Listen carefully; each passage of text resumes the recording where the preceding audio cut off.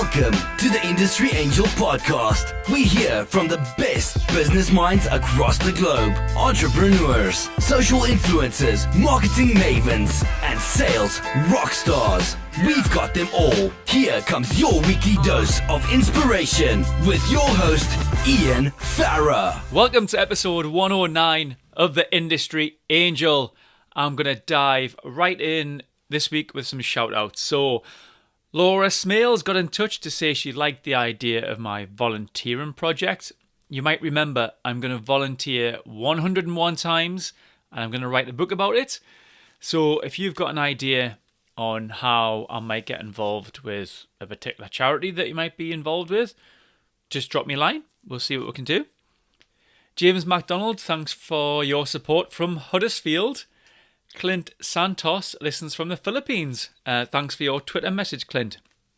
Remember, you can get in touch and leave me a voice message now as well on industryangel.com, which might be then played on the podcast.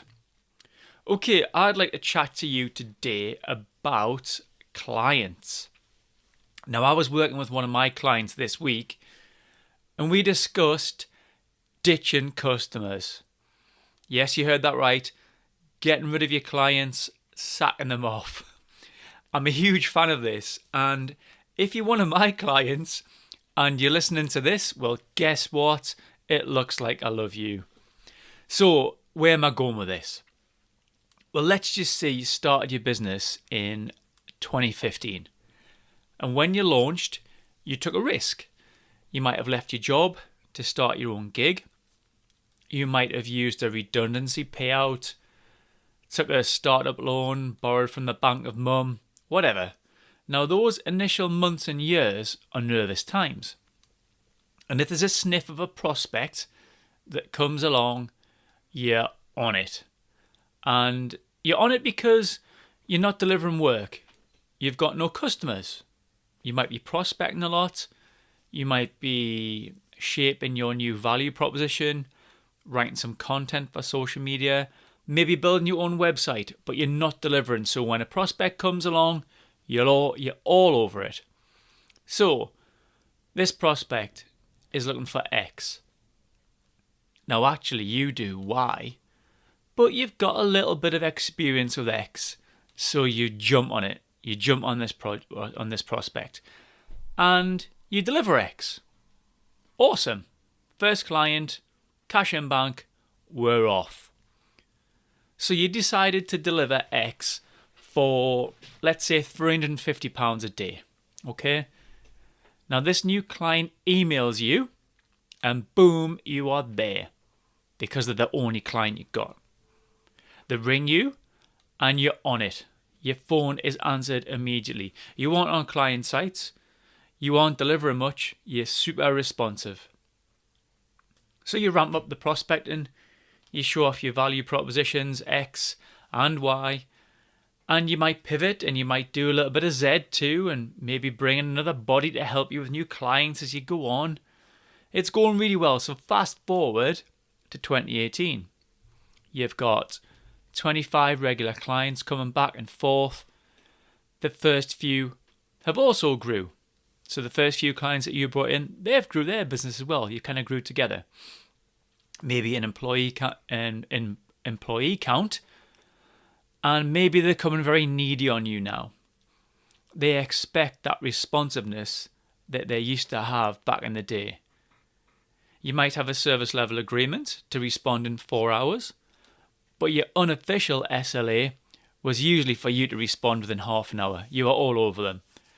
And now, the feedback is that you're unresponsive. Your prices have gone up, and they might look elsewhere.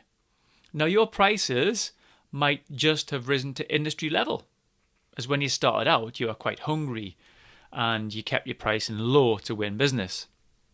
Now, this is frustrating, and I've been here, because you provide a good level of service, you aren't expensive, you're just at market rate, and you've supported their growth up to this point. Things begin to get worse, and it's not fair because you're in a position where you can't lose that revenue coming in. Okay? You still need the revenue, The customer's becoming a bit of a pain, but what do? You cannot really get rid of them because you still need that cash coming in. This is not uncommon.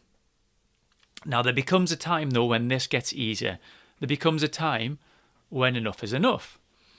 Because if you're spending so much time over-delivering to these unappreciative clients, you aren't servicing your other clients.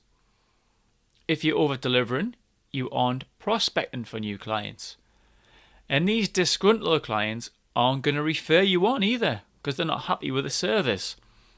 And of course, if you aren't firing on all cylinders and you kind of feel annoyed and, this can rub off on your other clients, the ones who look up to you, the ones who feel inspired by you.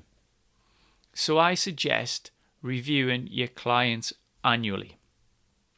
How much time are you actually spending per month on a particular client who, let's say, pays you 300 quid? Now, if one of the reasons you started business or moved jobs was to get away from a unfulfilling role, why on earth would we put ourselves back into the firing line with people and clients that don't respect us? So what can we do? Well, what we can do is score them. You could grade them on risk, profitability, referrals, growth potential, payment history, and culture. Now, we could score them out of 5 on each one of those areas. 5 being excellent, and then working down to above average, average, below average, needs improvement, which could be a 1. So have a benchmark as well. Would you accept an overall score of, say, 15 per client? Would you accept a client if they scored 2 in certain areas? Set some rules, put some boundaries in place. This exercise is going to help you identify your best customers. And these are the ones that you provide with a high level of service. Identifying worse customers, and you can then make the decision if they're no longer a fit. You could also find lapsed customers who had a great score but are now inactive. That might give you the impetus to maybe re-engage with them. You could even use this to identify prospects that are similar to your ideal customers. Yes, you might not be able to understand if they pay well, but maybe they're culturally a good fit for you. So from that exercise, we've identified some bad apples. So what do we do? Well, you may want to steam in and tell them they aren't a cultural fit anymore. You might decide to double your prices, and then they either go away or they pay the new price, and then of course their score goes up. They might be more attractive. Or what you could do is talk to them. You could communicate with them. Honesty is the best policy, right? You could tell them that your business is doing really well and you appreciate the support they've shown you across the years. I hope you appreciate the support we've given you. And then let them know some of your concerns. Maybe they don't pay on time and this affects your cash flow. What about that client might understand they don't pay on time because someone else deals with that? Do they know that maybe 3 or 4 of their employees ring your service desk constantly logging simple queries?